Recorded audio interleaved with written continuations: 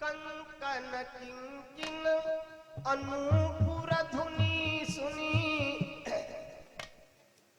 पायल, गुरु, पांवजेब, कंकन, ये सब बड़ी सुंदर आवाज दे रहे हैं। कंकन किंकिनी, चलने से छनर छनर की आवाज आ रही। कंकन किंकिनी अनूपुर धुनी सुनी, अब कहत लखन सन राम हृदय लक्ष्मण। बोले बस इतने कहेंगे, आगे कुछ नहीं। मानहु मदन दुंदुबी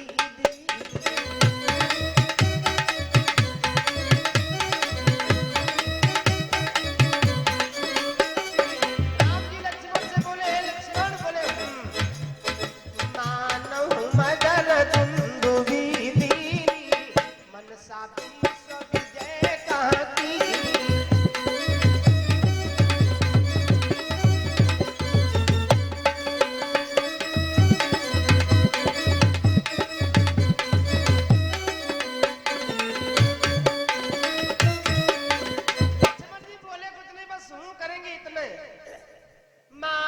मदन दुंदुबी दीनी, लगता है कामदेव संसार को अपने बस में करने के लिए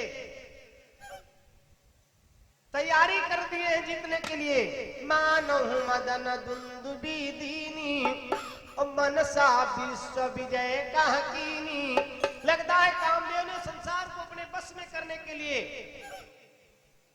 धावा बोल दिया है।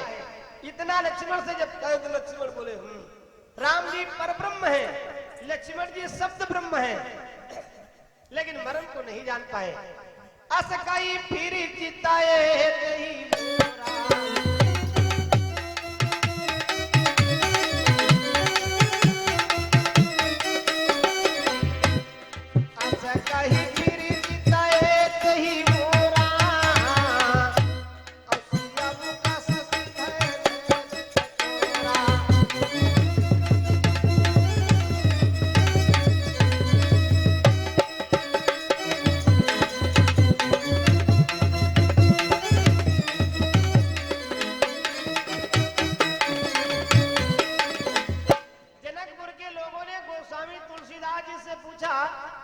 बाबा जी।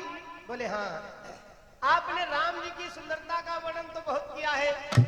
राम जी ऐसे हैं वैसे हैं, श्याम शरीर सुभाय सुहावन, और शोभा कोटि मनोज लजावन। सांवला शरीर है लेकिन करोड़ों कामदेव उनकी सुंदरता के आगे न्यौछावर है। लेकिन आपने मेरे किशोरी के विषय में कुछ नहीं लिखा। तुलसी बाबा ने कहा अरे उसके लिए क्या लिखूं, जिसके लिए कोई उपमा ही न हो उसके लिए क्या लिखूं। सब उपमा कभी रहे जुठारी, ही पट तरो विदेह कुमारी। संसार की जितनी उपमाएं थी सबको कवियों ने जूठा कर दिया है। किशोरी जी कोई उपमा देने के लायक नहीं है। समस्त उपमाओं को कवियों ने जूठी कर दिया है, इसलिए क्या लिखूं उनके विषय में। आहा, इतना कह करके राम जी जब मुड़ते हैं पीछे को, सामने सीता जी को देखा। क्या बात है। अस कही प्रीत ही बोरा, असिया मुख शशि भय और नयन चकोरा। सीता जी का मुख है पूर्णिमा की चंद्रमा के समान, शरद पूर्णिमा की चंद्रमा के समान सीता जी का मुख है। राम जी के नेत्र चकोर पंछी बन गए सीता जी के मुखारविंद को देख करके। सिया मुख शशि भय नयन चकोरा। राम जी चकोर पंछी बन गए। अच्छा, लक्ष्मण जी से कहते लक्ष्मण जी। बोले तात जनक तनया ए सोई, जनक तनया सोई,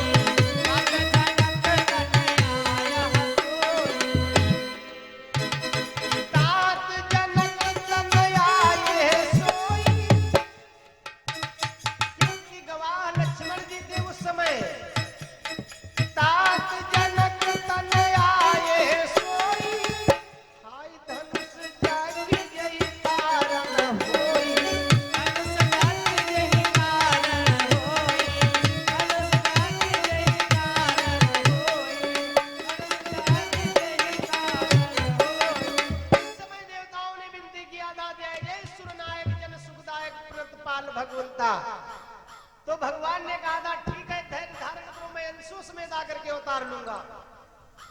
लक्ष्मी जी ने कहा प्रभु आपने कौन संकल्प किया है, किससे कह रहे मैं आऊंगा?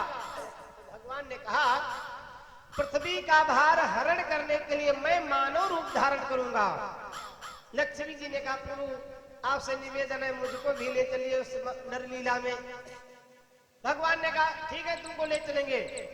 तो लक्ष्मी जी ने कहा कौन भरोसा है? वास्तव में बात सही है, ये लोग खूब कहे आपसे नहीं नहीं नहीं जो कहोगे वही करूंगा, जो कहोगी वही करूंगा, फिर भी विश्वास कम कीजिएगा। लक्ष्मी जी कह रही कौन विश्वास है आपका, ले चलेंगे या नहीं ले चलेंगे, इसके लिए कोई साक्षी है? बोले अब साक्षी यहाँ पर कौन है? शेष जी है। तो बोले शेष जी से कहो। बोले ए शेष जी जब मैं पृथ्वी का भार हरण करने के लिए नर शरीर धारण करूंगा तो लक्ष्मी जी को साथ में ले चलूंगा, इसके साक्षी तुम हो, इसके गवाह तुम हो। तो लक्ष्मी जी ने कहा देखो भाई बात मानव लोक की होगी, मृतलोक की, और मृतलोक में हम होंगे आप होंगे लेकिन शेष जी नहीं होंगे तो गवाही कौन देगा? पता नहीं आप मृतलोक में ले चले और वहां पर हमारा आपका मिलन न हो तो इसका साक्षी कौन होगा? कौन कहेगा? ये पहले वाली बात आज पूरी कर रहे हैं। राम जी ने कहा कोई बात नहीं शेष जी भी चलेंगे। वही शेष जी आकर के लक्ष्मण हुए। राम जी कहते हैं लक्ष्मण जी, बोले तात जनक तनयाए सोई और धनुष जग जही कारण होई। ये वही है किशोरी जी, ये वही लक्ष्मी जी है क्षीर सागर वाली जो सया पर मेरे साथ सेवा करती थी मेरी।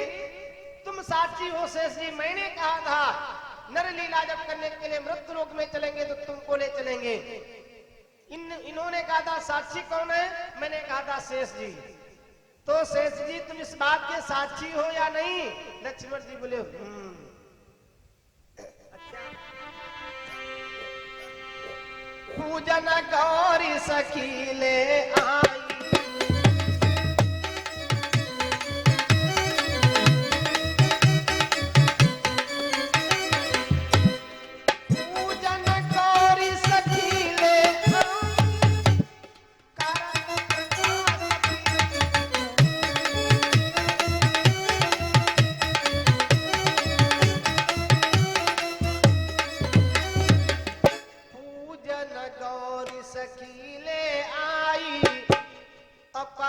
प्रकाश फिरई फुलवाई।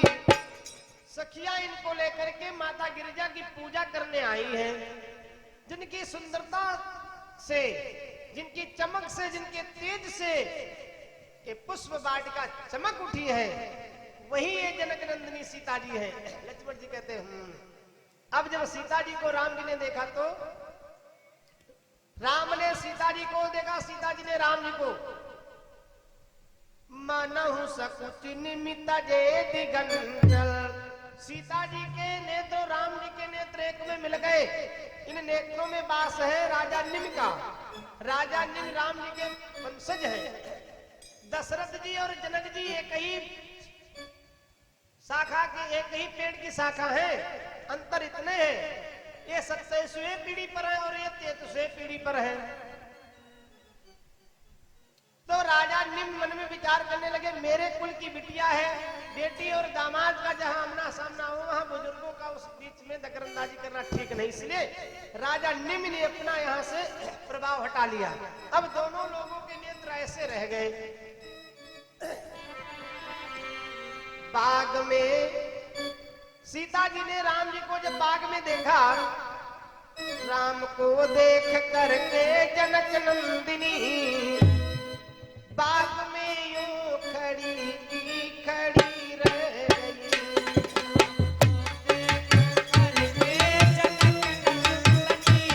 बाग में यूं खड़ी की खड़ी रह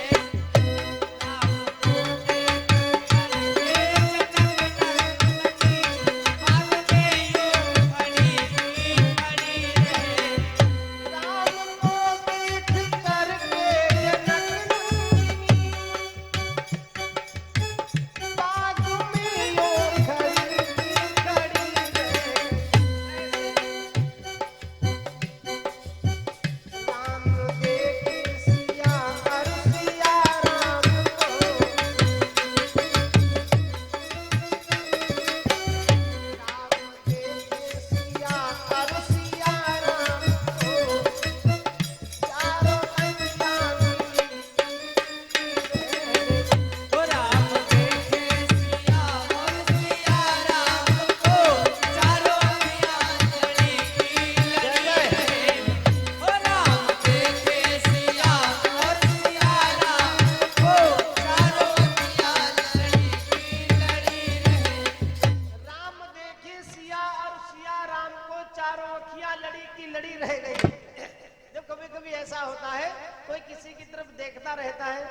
लोग कहते देखना भाई नजर मत मार देना, तुम तो ऐसे देख रहे जैसे राम सीता को देख रहे हैं।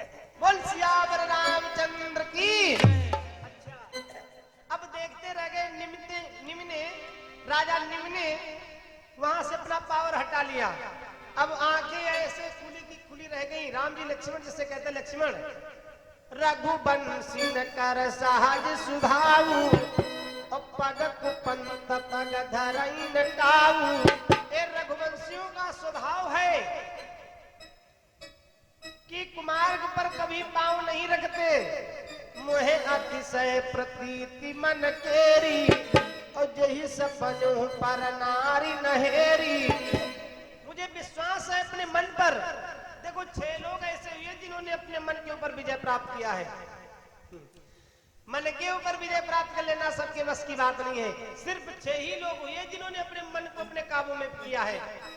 महात्मा कपिल मुनि, लक्ष्मण जी, भीष्म पितामह, सनकादिक ऋषि, कार्तिकेय जी, सुखदेव जी, इन्होंने अपने मन के ऊपर विजय प्राप्त करके रखा है। वैसे हम लोग बैठे यहाँ कथा स्थल में, लेकिन मन जरूर होगा सिधौली में, सीतापुर में, भागता जरूर होगा इधर उधर, क्योंकि इतना भागता है कि इसको बांध करके रखना बड़ी मुश्किल है। सिर्फ एक ही साधन है इस मन को रोकने के लिए, दूसरा कोई साधन है नहीं। आप कहेंगे वो कौन? राम का नाम। केवल राम जी के नाम में वो शक्ति है जो इस मन को रोक सकता, स्थिर बना सकता। दूसरा कोई उपाय नहीं है, दूसरा कोई साधन युक्ति है ही नहीं। क्या बोले राम जी? मोहे अतिशय प्रतीति मन केरी, और यही सपनों पर नारी नहेरी। मुझको मेरे मन पर विश्वास है, मैं रघुवंशी हूँ। यही सपनों पर नारी नहेरी। स्वप्न में भी पर नारी को नहीं देखते।